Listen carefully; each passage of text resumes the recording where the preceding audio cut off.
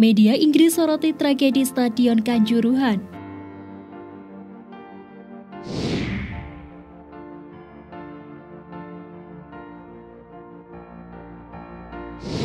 Media asal Inggris Mirror ikut memberitakan kabar kerusuhan yang terjadi di Stadion Kanjuruhan Malang pada laga yang mempertemukan Arema FC versus Persebaya Surabaya.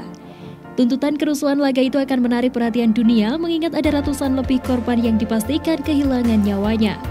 Seperti diketahui, kerusuhan pecah setelah Singoedan kalah dari musuh bebuyutannya dengan skor 2-3 di Stadion Kanjuruhan pada pekan ke-11 Liga 1 2022-2023. Seketika ratusan supporter tumpah ruah ke dalam lapangan. Kerusuhan menjadi-jadi saat para supporter itu harus bentrok dengan pihak kepolisian yang mencoba membuyarkan massa yang masuk ke area stadion. Insiden itu terbilang parah karena berdasarkan informasi terakhir, sebanyak 182 orang menjadi korban jiwa dan ratusan korban lain yang mengalami luka-luka. Insiden itu menjadi highlight di media Inggris itu dengan judul puluhan penggemar sepak bola tewas dalam kerusuhan massal yang melibatkan gas air mata hingga liga ditangguhkan. Media asal Inggris itu menyoroti imbas dari insiden pasca laga Arema versus Persebaya. Seperti penyelenggara Liga 1 dalam hal ini, PT LIB resmi menghentikan sementara Liga 1 selama 1 pekan. Tak hanya itu, hukuman PSSI yakni melarang Arema FC menggelar laga kondang hingga sisa musim juga menjadi sorotan. Kemudian Mirror juga mengutip pernyataan resmi dari banyak pihak terkait insiden ini. Mulai dari pihak Persebaya Surabaya, PSSI, hingga PT LIB tak ketinggalan dipaparkan juga kronologis dari kejadian tersebut. Baik juga yang prihatin dengan jumlah supporter yang meninggal dunia, terutama saat mengetahui bahwa korban juga terdiri dari perempuan dan anak-anak. Di sisi lain, masyarakat cemas dengan nasib Timnas Indonesia. Mereka takut Timnas Indonesia terkena imbas akan terkena sanksi tidak boleh bertanding di internasional. Ketakutan itu menyeruak di tengah performa dan prestasi Timnas Indonesia yang sedang meningkat sepanjang tahun 2022. Indonesia terancam mendapatkan sanksi FIFA setelah sejumlah regulasi dilanggar saat pecahnya tragedi Kanjuruhan Sabtu malam kemarin. Jika sanksi FIFA dijatuhkan akan membawa efek negatif terlebih kepada Timnas Indonesia.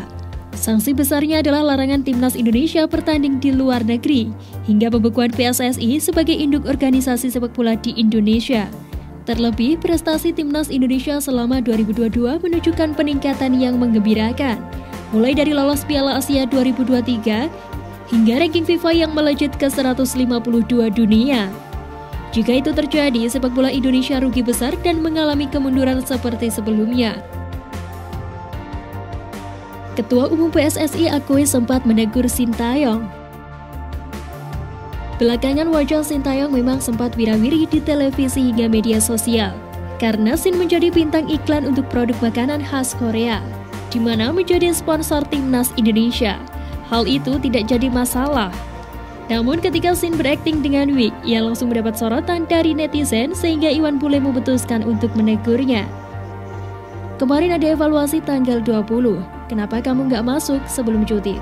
Lalu jawab dia lagi syuting apa gitu? Ini jadi masalah juga iklannya. Netizen bilang, ngapain kok pelatih kepala syuting segala? Saya bilang, kamu ketimbang-timbanglah itu komentar netizen, kata Iwan Bule. Saya sih nggak masalah, yang penting tidak mengganggu kegiatan-kegiatan sebagai pelatih kepala timnas. Namun, terlepas dari teguran tersebut, Iwan Bule mengaku hubungannya dengan Sintayong terjalin harmonis. Tak ada alasan untuk memecat sang pelatih asal Korea Selatan tersebut. Beberapa waktu lalu, Sintayong memang kedapatan menjadi bintang iklan produk makanan khas Korea.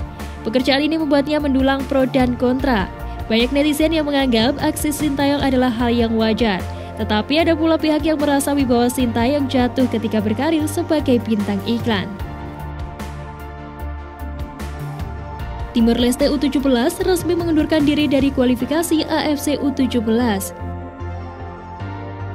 Timnas Timor Leste U16 mundur dari kualifikasi Piala Asia U17 2023. Menurut media lokal, Federasi Sepak Bola Timor Leste mengalami masalah finansial sehingga tidak dapat menyiapkan akomodasi ke Tajikistan. Timor Leste berada di grup H untuk bisa memperebutkan tempat di babak utama. Mereka pun direncanakan akan menghadapi Tajikistan, Afghanistan, dan juga Mongolia untuk bisa bersaing di Piala Asia U17. Media Timor Leste Football News di media sosial Facebook menginformasikan hal mundurnya Timnas Timor Leste U16 terungkap setelah wawancara perwakilan FTL disiarkan melalui sebuah kanal YouTube.